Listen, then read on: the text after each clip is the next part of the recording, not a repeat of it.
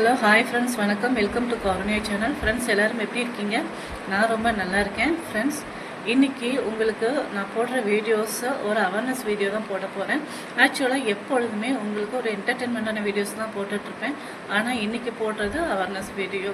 Actually இது எனக்கு நடந்த ஒரு விஷயந்தான். அதனால தான் இது உங்களுக்கு நான் வீடியோவை ஷேர் பண்ணுறேன்.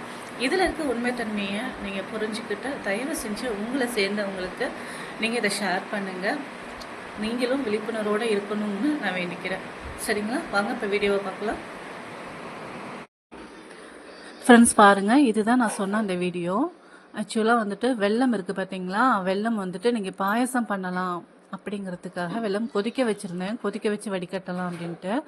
அது கொஞ்சம் தண்ணியில் கரைய பார்த்தீங்கன்னா நடுவில் இவ்வளோ பெரிய வண்டு இருந்தது. அந்த வண்டு வந்து இந்த கதந்து வண்டு அப்படின்னு சொல்லுவாங்க பார்த்தீங்களா? அந்த வண்டு மாதிரி இருந்தது பாருங்கள். அதோட கொடுக்கல கூட அந்த மோல்டு பண்ணியிருக்காங்க பாருங்கள். அந்த கொடுக்கல தெரியுதா உங்களுக்கு? அந்த கொடுக்கல கூட அந்த மோல்டு பண்ணியிருக்காங்க. ஆக்சுவலி வெள்ளம் அச்சா இருக்கும்போது அது எனக்கு தெரியலை. கொதிக்க வச்சதுக்கு அப்புறமா தான் தெரிஞ்சது. அது கரைய நடுவில் வந்து இவ்வளோ பெரிய வண்டு இருக்குது அப்படின்ட்டு. எவ்வளோ பெருசாக இருக்குது பார்த்தீங்களா?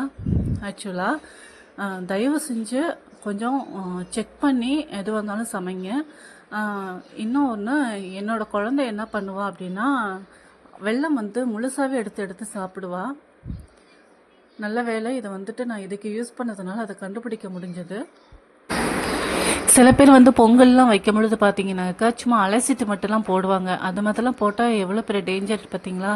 ஏதோ தூசு இருக்கும், அதை வடிகட்டலாம். இந்த மாதிரி பூச்சி, புழு, பல்லி இந்த மாதிரிலாம் இருந்ததுன்னா என்ன பண்ணுறது? இதெல்லாம் எவ்வளோ பெரிய டேஞ்சர் பார்த்தீங்களா? நான் யாரையும் தவறு சொல்லலை. தயவு செஞ்சு இது மாதிரி செய்யும் பொழுது கொஞ்சம் கவனமாக பார்த்து செய்யுங்க. இதில் குழந்தைங்கெல்லாம் சாப்பிடுவாங்க. அதனால் கொஞ்சம் கவனமாக இருங்க. நான் யாருக்கும் விரோதி கிடையாது. என் மனசில் பட்டதை நான் உங்களுக்கு சொன்னேன். ஆனால் இதை என்னோடய நான் தூக்கி போட்டுட்டு அடுத்த வேலையை பார்த்துருக்கலாம். ஆனால் எனக்கு அப்படி மனசு இல்லை. நான் டிவியில் தான் பார்த்துருக்கேன். சில இதில் வந்துட்டு பூச்சி இருக்குது, புழு இருக்குது அப்படின்லாம் காமிச்சிருக்காங்க. ஆனால் என்னோடய லைஃப்பில் இதுதான் ஃபர்ஸ்ட் டைம் ஒரு பூச்சி இருக்கிறது. ஏன்னா ஒரு சின்ன எறும்பு கிடந்தா கூட அதை நான் சாப்பிட மாட்டேன். இவ்வளோ பெரிய பூச்சியை பார்த்ததுக்கப்புறம் எனக்கு சாப்பிட்ற மூடே போயிடுச்சு. இது வந்துட்டு எந்த அளவுக்கு டேஞ்சர். அதுவும் இல்லாமல் இந்த மாதிரி பூச்சியெல்லாம் வந்து ஒரு விஷத்தன்மை உடையதாக இருக்கும், கேள்விப்பட்டிருக்கேன். இதெல்லாம் உயிருக்கே ஆபத்தான ஒரு விஷயம். தயவு செஞ்சு இது சம்மந்தப்பட்டவங்க கொஞ்சம் கவனமாக செய்யுங்க. தனிப்பட்ட முறையில் நான் பாலிட்டிக்ஸோ பார்ஷியாலிட்டியோ பார்க்கல. இது வந்துட்டு ஒரு அவேர்னஸாக உங்களுக்கு சொல்கிறேன். இது உண்மைத்தன்மையாக இருக்கிறத நீங்கள் புரிஞ்சுக்கிட்டீங்க அப்படின்னாக்கா உங்களை சேர்ந்தவங்களுக்கு ஷேர் பண்ணுங்கள். நீங்களும் கவனமாக இருங்க. இது வந்து என்னோட வேண்டுகோள். யாரையாவது கஷ்டப்படுத்திருந்தா மன்னிச்சிருங்க.